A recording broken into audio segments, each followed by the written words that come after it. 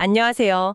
오늘은 루돌프 슈타이너의 철학의 수수께끼 발췌문을 통해 아주 흥미로운 질문을 좀 깊이 파고들어 보려 합니다. 네, 과학이 세상을 물질적으로 설명하는데 뭐랄까 큰 성공을 거둔 시대잖아요. 그렇죠. 그런데 이런 시대에 어떻게 정신적인 세계나 영혼의 존재 이런 걸 진지하게 탐구할 수 있을까 하는 거죠. 특히 슈타이너는 심지어 유물론자에게서도 통찰의 실마리를 찾는다니 이게 좀 특이하죠. 네, 맞습니다. 슈타이너의 접근 방식에서 정말 그 흥미로운 지점인데요. 상반돼 보이는 예를 들면 해결 같은 관념론자 있잖아요. 네네. 그리고 해켈 같은 당시 기준으로는 유물론적 과학자. 이 모두를 긍정적으로 평가한다는 점이에요. 아, 단순히 절충하는 게 아니고요. 네, 그런 게 아니라 그가 보기에는 엄밀한 과학적 사고방식, 이걸 끝까지 밀고 나가면 역설적으로 정신적인 영역으로 들어서는 문이 열린다는 겁니다. 그렇군요. 오늘 우리는 이 발췌문을 통해서 그 논리가 어떻게 전개되는지 한번 살펴볼 거예요. 좋습니다. 그럼 고대부터 시작해 볼까요? 고대 그리스 초기 사상가들, 탈레스 같은 사람들은 자신과 자연을 분리하지 않았다고 하죠. 네, 젊은 괴테가 자연을 느꼈던 것처럼 뭐랄까 세상과 하나 된 그런 감각이었을 것 같아요. 맞아요. 그들에게 영혼은 비나 천둥 같은 자연현상과 그냥 뒤섞인 하나의 힘이었죠. 네. 그런데 생각이 발달하면서 변화가 생깁니다.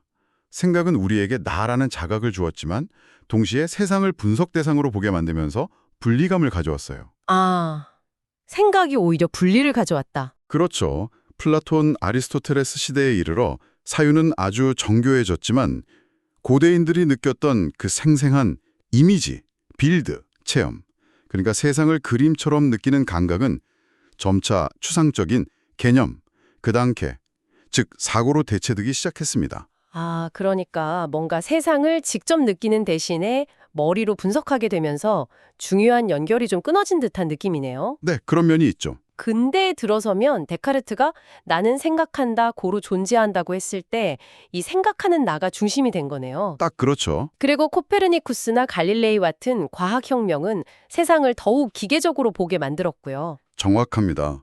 여기서 이제 칸트 같은 철학자는 고민에 빠지는 거죠.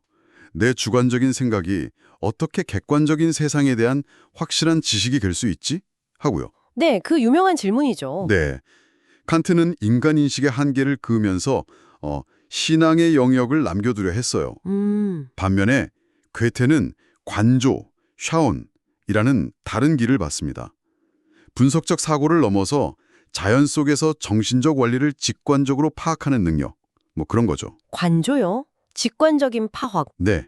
헤겔은 여기서 한 발 더 나아가서 세계 역사 전체가 거대한 정신의 자기 발전 과정이다.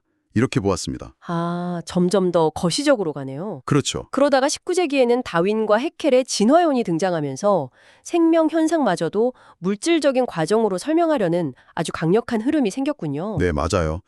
특히 해켈은 개체 발생은 개통 발생을 되풀이한다. 이 법칙을 통해서 인간도 결국 물질적 진화의 산물일 뿐이다. 이런 모니즘적 주장을 펼쳤죠. 네, 이론론이죠. 모든 것을 물질로 환원하려는 시도였어요. 네. 하지만 이런 흐름 속에서도 루돌프 오이켄처럼 인간 영혼은 물질 너머의 독립적인 정신세계에 속한다고 주장하는 목소리도 꾸준히 있었습니다. 아, 계속 있었군요. 네, 회희너 같은 경우는 영혼이 육체 사후에도 지속될 수 있다는 가능성을 탐구하기도 했고요. 여기서 이제 슈타이너의 그 독특한 관점이 등장하는 거군요. 맞습니다. 그는 젊은 시절에 해켈에 대해 긍정적으로 글을 썼는데 나중에는 고차 세계의 인식을 얻는 길 같은 영적인 책들을 썼단 말이죠.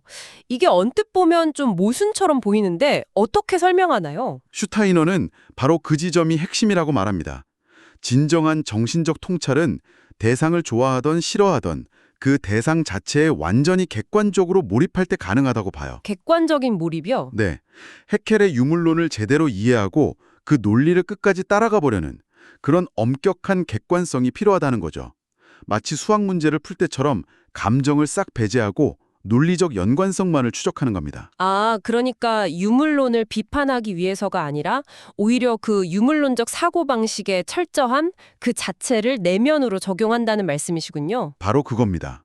슈타이너는 유물론이 물질세계 설명에는 타당하지만 그 엄밀함을 가지고 물질적 연관성을 끝까지 파고들면 결국 물질 너머의 정신적 영역을 관조하게 된다고 봤어요. 와, 정말 역설적인데요. 그렇죠.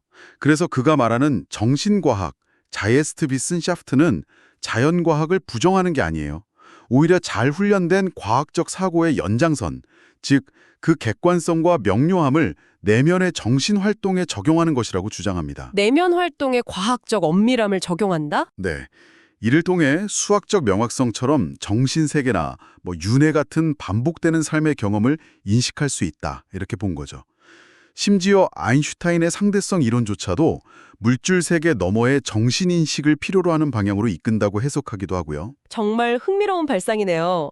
과학적 사고방식이 오히려 정신세계로 가는 열쇠가 될 수 있다니. 네. 그렇다면 우리가 평소에 세상을 이해하기 위해 사용하는 이 생각하는 능력 자체에 어쩌면 우리가 아직 모르는 가능성이 숨어 있을 수도 있다는 거군요. 슐타이너의 주장이 던지는 궁극적인 질문이 바로 그것입니다. 우리가 외부 세계를 분석하는 그 엄밀함, 그것을 우리 자신의 내면, 생각과 느낌의 흐름에 한번 적용해 본다면 과연 무엇을 발견하게 될까요? 네. 어쩌면 여러분의 그 사고 과정 그 자체가 아직 탐험되지 않은 인식의 도구일지도 모릅니다. 오늘은 여기까지 이야기 나누겠습니다.